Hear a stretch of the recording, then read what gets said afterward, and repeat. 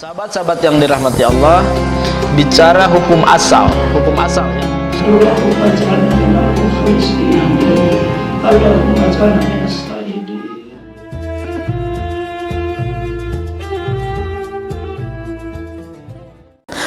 Assalamualaikum warahmatullahi wabarakatuh. Sahabat-sahabat sekalian, saya akan berbagi kisah tentang betapa bahayanya suudzon, betapa berbahayanya hoax, di mana kisah ini berangkat dari pertemanan Imam Syafi'i dan Imam Ahmad bin Hambal. Selain teman dekat, juga beliau itu guru dan murid. Imam Syafi'i gurunya, Imam Ahmad bin Hambal adalah muridnya. Suatu ketika Al-Kisah Imam Syafi'i akan silaturahim ke muridnya karena udah kangen lama tidak berjumpa. Nah, Imam Ahmad punya putra ya, namanya Abdullah bin Ahmad. Ya, beliau mengagumi Imam Syafi'i, sangat mengagumi. Jadi ketika ada kabar Imam Syafi'i akan datang silaturahim ke ayahandanya, maka senang sekali.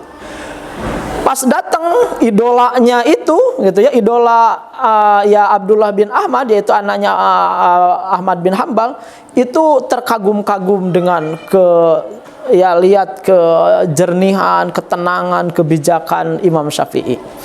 Tapi tidak berapa lama kekagumannya itu hampir pudar. Ketika melihat Imam Syafi'i ketika disuguhi makanan, beliau begitu rakusnya makan. Oh, rakus makan. Akhirnya di dalam hatinya mulai ada suudzon. Ini imam besar, soleh katanya, tapi ternyata makannya rakus begitu. Gitu. Selanjutnya, yang kedua, beliau malamnya, ya karena keidola namanya juga, ya dia pantau terus. Ternyata Imam Syafi'i jam 10 belum tidur, 11 belum tidur, jam 12, jam 1, jam 2, jam 3, dan tidak tahajud. Dan begadang Imam Syafi'i. Wah, makin di hatinya makin ada suudzon. Masa imam besar yang katanya soleh dan alim, tapi enggak tahajud dan begadang semalaman. Lebih parah lagi subuh. Pas dia melihat Imam Syafi'i keluar dari kamarnya, langsung aja ikut sholat, tidak wudhu dulu. Wah, ini fatal. Masa sholat enggak wudhu? Akhirnya ia sampaikan ke ayahandanya, ayah, saya kecewa dengan Imam Syafi'i, guru ayahanda yang saya idolakan, ternyata jauh panggang daripada api. Apa gitu? Yang pertama, makannya rakus gitu. Yang kedua, malamnya begadang dan tidak tahajud. Masa orang soleh nggak tahajud? Dan yang lebih fatal, ini fatal karena urusannya sah sholat dan tidak sah sholat. Apa itu? Dia sholat subuh tidak wudhu. Ini fatal bagi saya. Imam Ahmad malah melotot ke anaknya, kamu telah suudzon, ayo kita tabayun. Datang ke Imam Syafi'i, disampaikan oleh Imam Ahmad, ini anak saya udah suudzon, udah gitu gibah lagi, bilang ke saya, barangkali imam berkenan untuk memberi pelajaran. Kata Imam Ahmad bin Hambal, kata Imam Syafi'i, anakku, ada apa gerangan engkau suudzon kepadaku? Wahai imam, mohon maaf, saya tuh lihat imam makannya rakus. Imam Syafi'i tersenyum, anakku, makanan orang soleh itu ta'amus soleh wijaun. Makanan orang soleh itu adalah obat.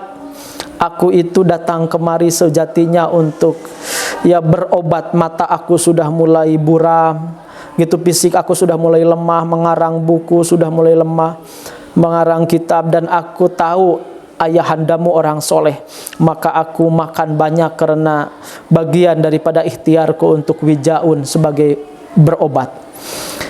Apalagi anakku, ya imam begadang tidak sholat tahajud. Ya, tanya saja ke ayahmu. Ayahmu menyodorkan 70 pertanyaan dari jemaah-jemaahnya, dan aku tadi malam mengerjakan 70 masalah agama itu, dan selesai subuh alhamdulillah untuk dipatwakan ba'da subuh.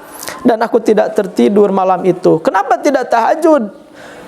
Saya lebih memilih mengarang buku daripada tahajud. Kenapa? Kalau tahajud hanya hablum minallah, tapi kalau mengarang buku lebih utama dari tahajud. Kenapa? Karena ya hablum minallah juga hablum minannas, kemaslahatan untuk umat, investasi jariah, ilmu bermanfaat. Baru sadar tuh anak itu, udah mulai ketar-ketir. Terus imam sholat subuh tidak wudhu. Kata Imam Syafi'i dengan tersenyum, anakku, aku kan tidak tidur. Aku sholat subuh dengan wudhu sholat isya tadi malam. Jadi ada yang salah nggak dengan fikih saya dan fikih Anda? Akhirnya anak itu malu dan minta maaf, dan memeluk Imam Syafi'i, nangis minta maaf. Ini pelajaran bagi kita. Kadangkala gitu ya, hal-hal yang terlihat oleh kita jelek belum tentu pada kenyataan itu kejelekan.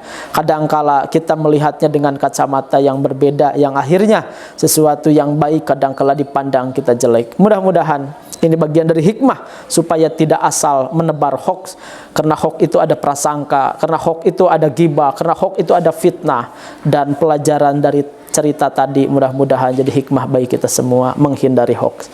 Akhirul kalam. Assalamualaikum warahmatullahi wabarakatuh.